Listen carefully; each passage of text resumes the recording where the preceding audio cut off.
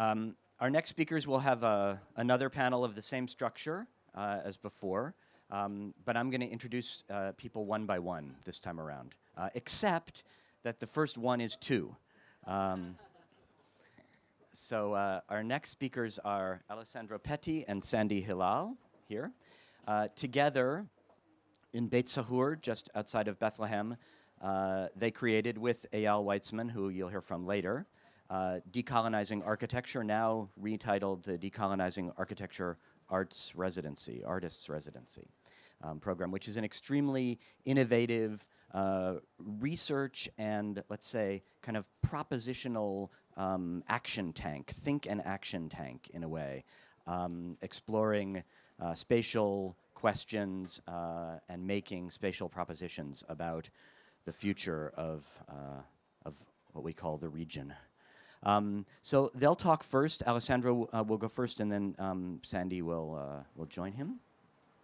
And after that, we'll have Michel Fayer and Eyal Sivan, who I'll introduce later. So welcome to you both. Thank you for coming. Thank you.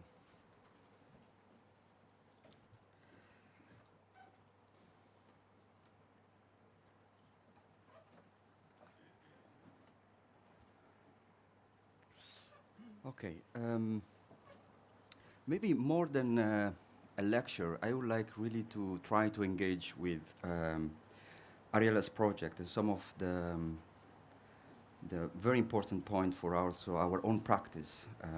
We felt it was kind of very relevant.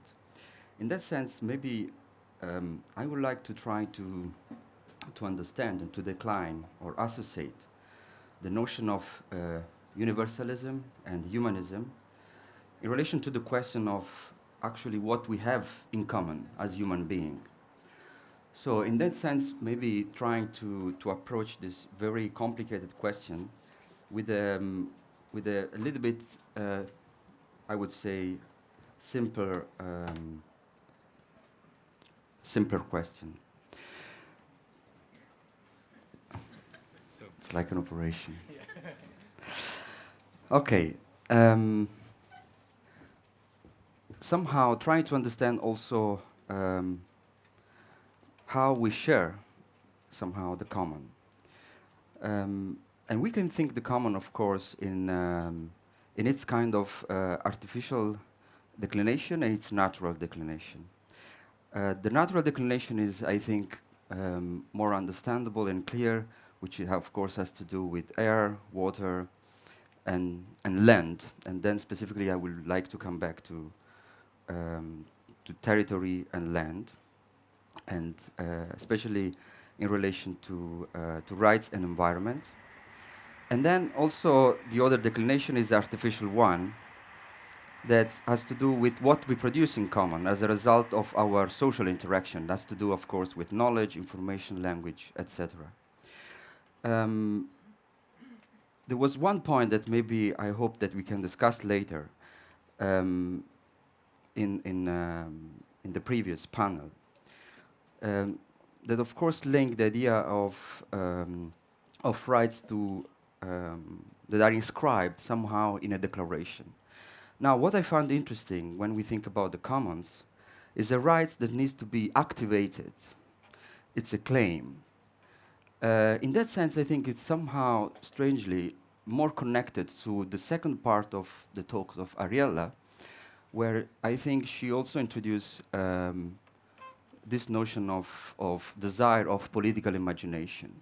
So somehow for me, and this is maybe some of the things that I would like to discuss with you, is understanding how a right could be inscribed in a kind of declaration and is and can be understood in a very kind of maybe passive way, or a right that can be activated. Now, in order to understand in concrete situation, in which sense the common also is a right that needs to be activated, and also I would say invented. So in that sense, it's not something which is in a constitution or it is in a declaration, but it's something which is collectively invented. And I think also in the question and answer, I think you use also this term. We have this sort of mandate of imagining collectively these rights. Um, and also the perception that I have from Palestine that the common is very relevant in the actual transformation of the Arab world, from Tahrir Square to Palestine. And just briefly, I would like to explain in which sense the common is radically different from the public and the private. And of course, in that case, I will more focus, because of course I will not have time, specifically on the common land, instead of maybe other form of commons.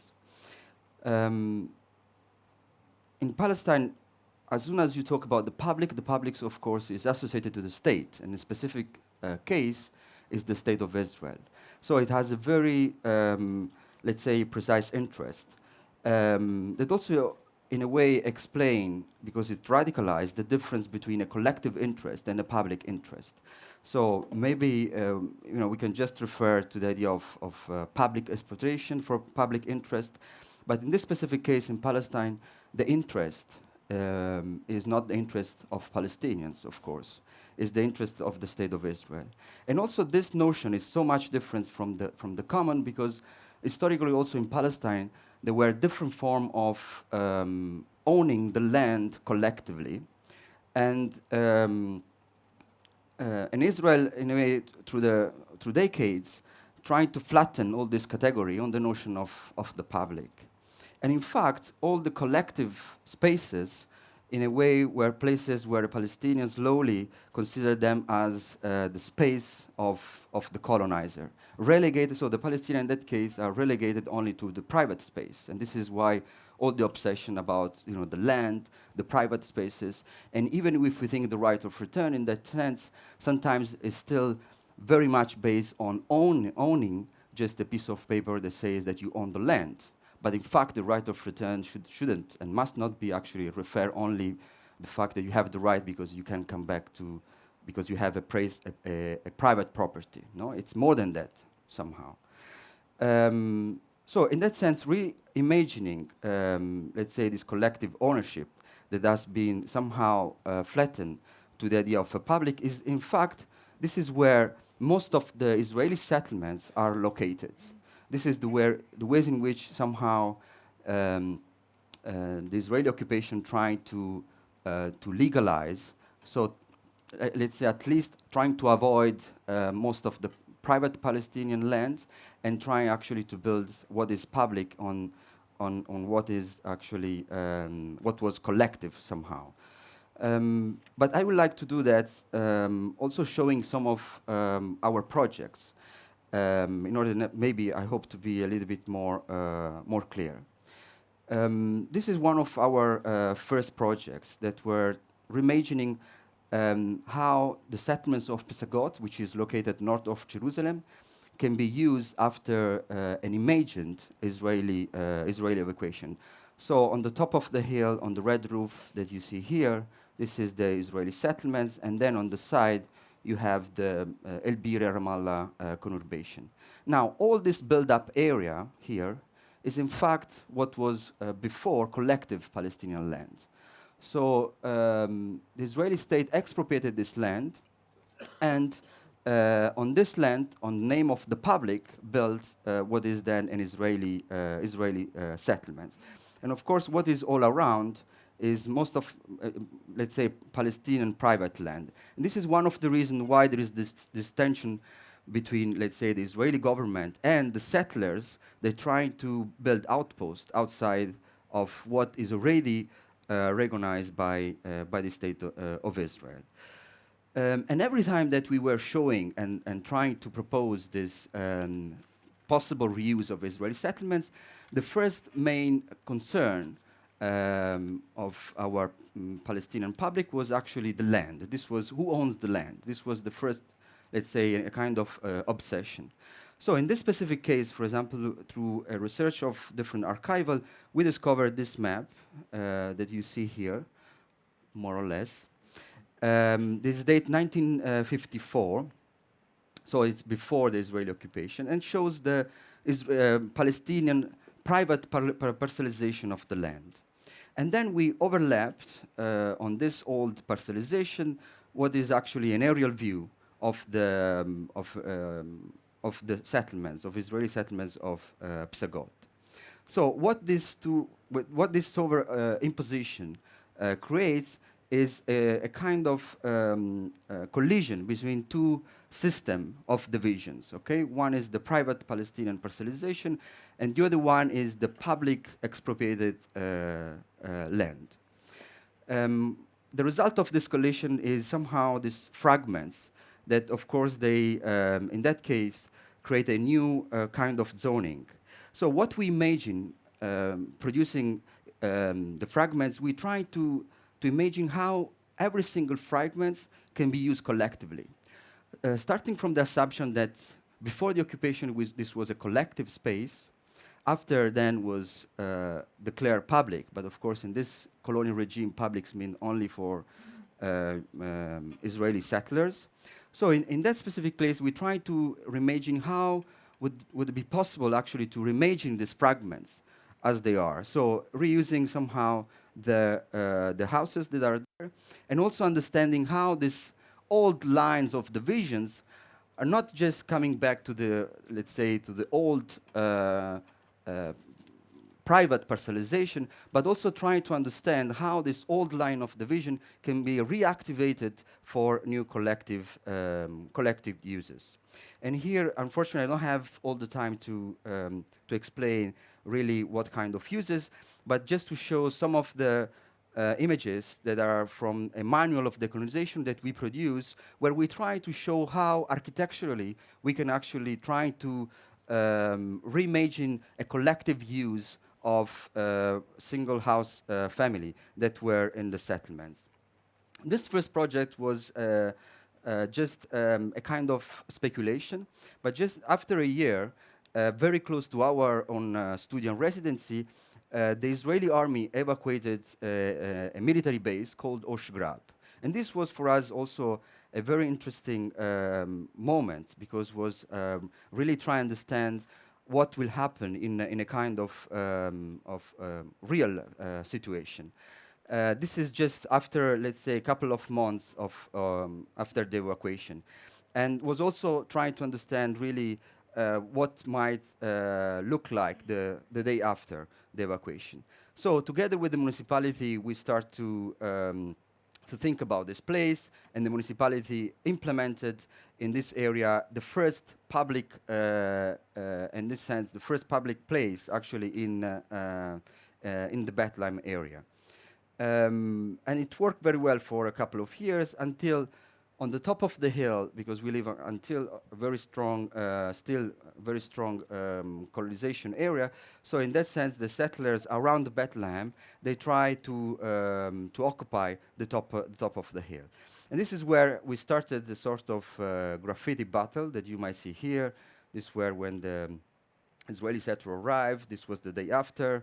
And this, in a way, shows these different claims on the top of the hill.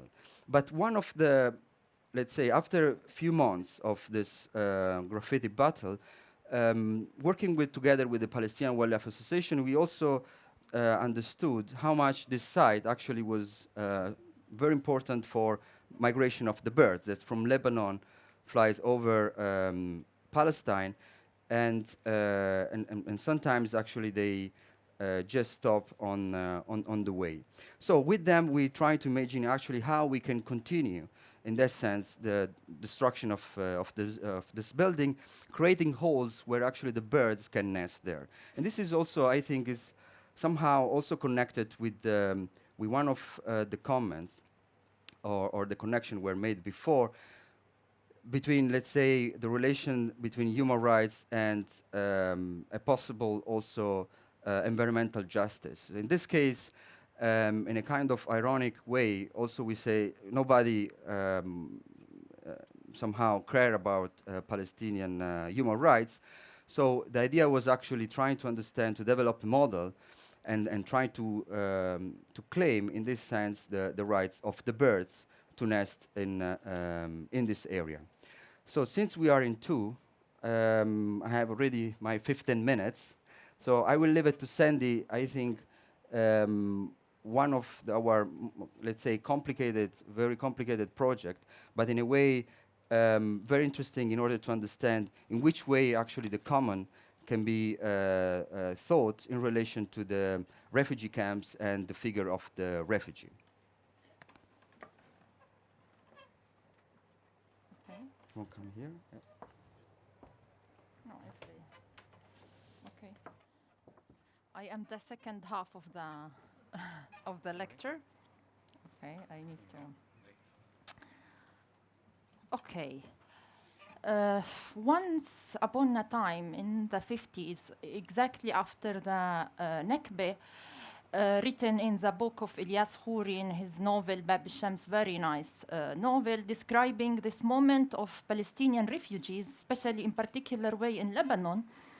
They were there, and he was describing a kind of very, very cold winter, and finally finding an excuse in order to replace the tent with a room. So they began to replace this tent finally, and then they arrived to the four walls, and arrived the moment of doing the roof.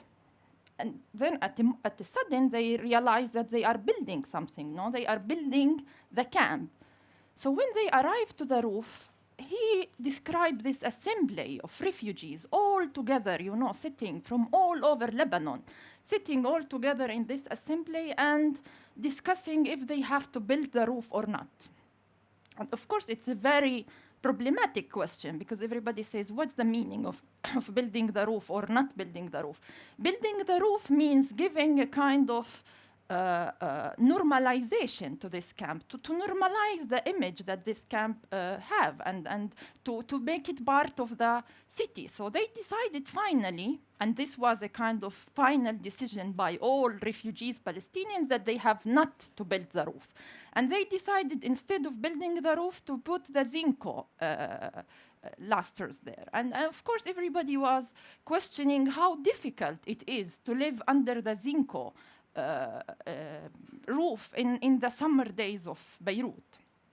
But finally, I think that what really happened, and in this I want to refer to Ariela's previous question of, in that case, Palestinians decided to adapt a kind of universal image that the world gave to them. The world decided that this is the image that refugees supposed to look like. They can't live in villas, they can't look like very nice people, they have to look poor, they have to look in that certain way. And this is all the time the picture that all the world in somehow describe for refugees. So they can't change this picture. And what they decide to do in that assembly, they decide to adapt to a universal image. And what I would like really here to a bit discuss more, how sometimes the universal image impose certain facts on daily life of refugees, in that case of Palestinian refugees, and how they were totally affected by this image that they wanted to maintain, because what they thought is that if they will lose their image as refugees, the universe and the image that the universe gives to refugees will not define them anymore as refugees. This means that they are not looked at anymore as refugees. And if they will lose this status in terms of image also, if they will lose the status of being refugees, they might lose their right to return back home. So they thought that what they will be doing is to maintain this very strong image of poor refugees, very much looking like the UN image and the photographer image of what refugee is, as a perfect strategy in order to return back home. And this was the first decade of what the Palestinian refugees in somehow, and the strategy of Palestinian refugees, and officially, it's still until now, since that assembly, until now, this is still the official discourse of Palestinians, is that we don't want sewages, we don't want better refugee camps, we don't want to appear better people because we want to appear refugees in order to return back home. Then the story continues, and I will tell you another story happened in the Hecha camp. I was sitting among 6 ladies speaking about, drinking coffee, speaking about this, about that, nothing important. And arrived by sudden Abu Khalil al-Laham. He is one of the leaders of Palestinian refugees in West Bank, and he's a member of the Palestinian Legislative Council. Abu Khalil sit down with us. You know, he wanted to drink also a cup of coffee, and one of the ladies asked him, Abu Khalil, when we will return back home? And Abu Khalil says, you know, we don't have enough transportation to take you all home at once, no? And another lady actually respond to him, telling him, listen, but we have an institution called Ibda' institution. They already bought a bus, and they call it the bus of return. We could make more than transportation. We don't have to return back all by sudden, and we could return back all together at our home. And then finally, one of the ladies with a real sad face, she asked Abu Khalil, but can't we also take the Heysha camp with us in our village? And this was a very important question of what to do with 60 years of exile. And somehow, in that way, rights, universalism, whatever we want to call, is pretending from poor refugees to cancel 60 years of exile in order to maintain an image that the world and somehow impose on them. Cancel your, because the answer would be, we will leave the Heysha and we will go to our former villages. And here again, I will continue the story, but this time in Syria, by the father of one of our friends. His name is Sari Hanafi. And he was sitting with his father. Sari was asking his father, would you return back home? And he says, what shall I return back to do at home? I know nobody there. I don't speak Hebrew. I rarely recognize my place. I rarely recognize my village. I would feel totally outside of the place, no? And then 5 minutes later, this is what Sari described. I don't know if this is a true story, but 5 minutes later, a journalist came into the room and he asked Sari's father, would you return back home? Immediately, he says, I will leave everything that I have here in Syria and I will go home. No way, I will stay here. And this is my right and nobody could take it out of me. And actually, here I would pose a very important question. And again, returning back to Ariela, do we have a vision for the right of return? And what is the only image maybe we have is this big UN sala with all the states here and there, but what is really the image that we have for the right of return? And once actually with Eyal and Alessandro, I was sitting there and Eyal was asking me and also Alessandro pushing, I felt like they were pushing me into the angle, no? And asking me, what is your image of the right of return as a Palestinian, no? And actually, I also work with UNRWA as organization, and I have to tell you that I use the word right of return minimum 60 times a day, minimum. And then finally, after that, all that time, I discovered that I had no image of the right of return. First of all, I was shocked out of my intelligence, you know. I thought, oh my God, I use this word every single day, and then I never managed to create a vision for this. And then I was squeezing really my mind, trying with other refugees, you know, because I work with refugees each and every day, and trying to squeeze them, to squeeze myself. What is the image that we have for the right of return? And finally, the only image that we had is, at least one of the films that I saw, is that the image of the Far West, you know, when everybody has the flag, and everybody returns back, you know, running with this horse in order to take his own land. And this is the only really seriously image that I managed to squeeze my mind in. And it's the same returning back to the story of the bus, you know, because everybody was opposing the bus because the bus will take 50 each time, and everybody has to return back together, all in the same moment. Everybody of us has to fulfill the right of return in the same single moment. This is what we have in mind, because we also have the kind of the day after, because what's the meaning of the day after? That they will sit in the UN, decide, okay, Palestinians have the right of return, and the day after, they will stop all the flights in all over the world, take every and single Palestinian together, and they return them back to Israel. But then what shocks me even much more about my intelligence is that I discovered that what we did and what we are really doing is adapting the Zionist image of the right of return. Because, of course, imagining the right of return this way, this would prevent anybody in the world to think that there is possibility of doing this. How can we do this? There is no way to do it. Can you take 4 million Palestinians in the same single moment and take them back home? No, and this, of course, will destroy any kind of state, structure, whatever. So to think finally that for 60 years, you adapt your colonial vision, your colonizer vision of what your right is, and not only adapting this, but even, beautifying it, making it extreme, adapting it in the best manners ever you could, and it's a gift for your colonizer. What's better gift than this? It's you extreme even their vision of what could look like the right of return.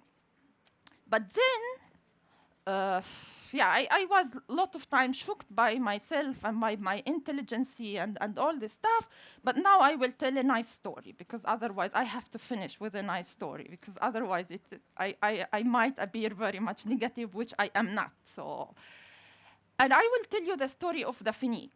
The Phoenix is very big, nice institution of 6 floors in the Hesha refugee camp.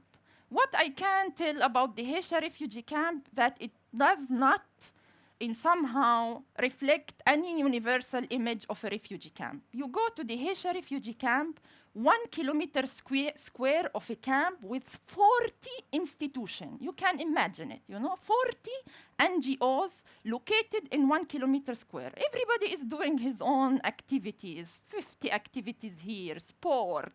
They are one of the best sports center in the West Bank, and they have 2 huge institutions on the level of the West Bank. One of this is called El Phoenix, and this is what I want to tell as a story. El Phoenix actually is located in a mountain called Jabal Anton Mountain, and it used to be a colony in somehow, because it was first colonized by the British, then the Jordanian mandate, and then Israel take it as an Israeli civil administration office. And then, of course, the Palestinian Authority came over. Okay, I still have 4 minutes. I'm really happy. I thought that I finished my time. Okay. And then the Palestinian Authority took over, and they wanted somehow, because it was a colonial, there was a prison there, Israeli civil administration, and what normally anybody comes out of colonial regime likes to imitate your colonizer. This is the first reaction. So what the creativity of the Palestinian Authority was, there is a prison there, we will be doing a prison in the adjacent area of the camp. So what refugees did, they occupy the place, and they told the Palestinian Authority, you will not be doing nothing if you will not give us a piece of land in this. Otherwise, there is no way that you built it. They were there sleeping day and night. And finally, the Palestinian Authority decided to give them this, and this became the Phoenix Center. And the Phoenix Center is not really only about building a building where in the first floor you have a very big conference sala, very nice one where we baptized 3 weeks ago our girls. In the second floor you will have a lot of offices. In the third floor you will have a gym for females and a guest house. On the fourth floor you will have Edward Said library. So many multifunctional, as we call it this way, multifunctional institution. But what is really important about this is a kind of reversing the image of what refugee might look like. And it's a kind of building a new way of self-esteem, a new way of looking at ourselves, and maybe a new way also of image, but by action. Because until now, what they will tell you, if you would ask them why you are building Phoenix, they would feel immediately accused, as if you are in somehow asking them if they are jeopardizing the right of return. So immediately they would not tell you we are building this because we want our kids to go sport here and there. They would tell you we will leave take and return back home. But who asks you about if you will leave it or not? I am asking you why you built Finig. And in somehow, any types of building in the camp would appear like as if they are jeopardizing the right of return. They would not accept it in a way. And finally, and the final story I would tell is by this director of Finig, that normally what he says and what he claimed, and if anybody of you would go and live there. And I think that building Finig is a kind of building a new common language among refugees, a new common image, a new, and it's about, many of them describe it, they still have no words for this, but many of them describe it this way, that is, the healthy right is with the healthy refugee, which means that it does not harm if we don't look like the image that the world want to give us, and maybe if we don't look like this, maybe we could fight for our right of return. Maybe if we don't need anymore the bread, we would have time to fight for the right of return. So somehow they are creating a new language, but they already create a new image by action. And this is very important, that they still do not give any words to, because it's still very important to understand what this Finig is, what Ibda' is, what they are creating by cultural movement in the camp is, and how they would transfer all this in somehow to what their past is. Because another very important issue that I want to say is that normally when you are colonized, the first immediate thing that the colonizer tried to take out of you is that you can envision your own future. Your own future is not yours. This is something absolutely immediate. You can't think about your future. You can't make any vision out of your future. Your future belongs to somebody else.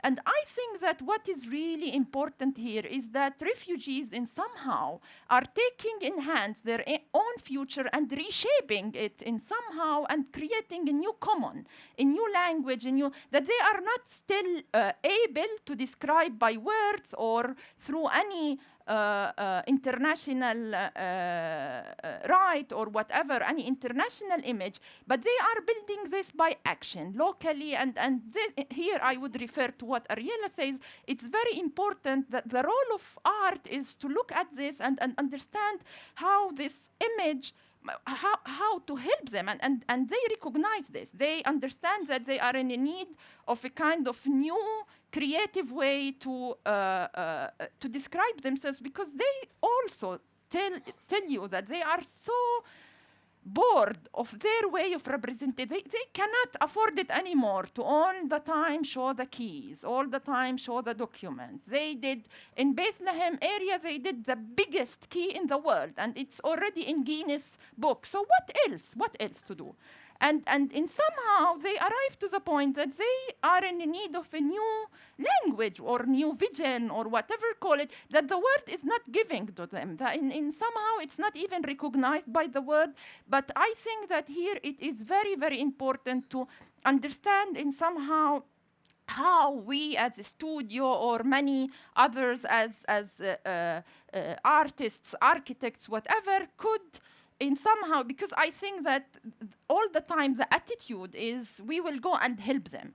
And I think that in this particular moment, they could help us, because we in somehow are without any new visions for the world. And I think that refugees has a vision that we have to see, because this might be the new vision. If we will be able to look at and to recognize and to design also in our own tools, I think that in somehow we would help what I call the image of action to be an image that photography or art or whatever could really recognize and see and actually I think that finally what we do in decolonizing architecture, art, and residency in Dar is to see all what's happening around us. And statelessness condition is something, because Palestine is stateless, there is no state there, and there is the colonial regime. So it's a perfect word to understand what's really, because it's an overlapping of colonialism, post-colonialism, statelessness.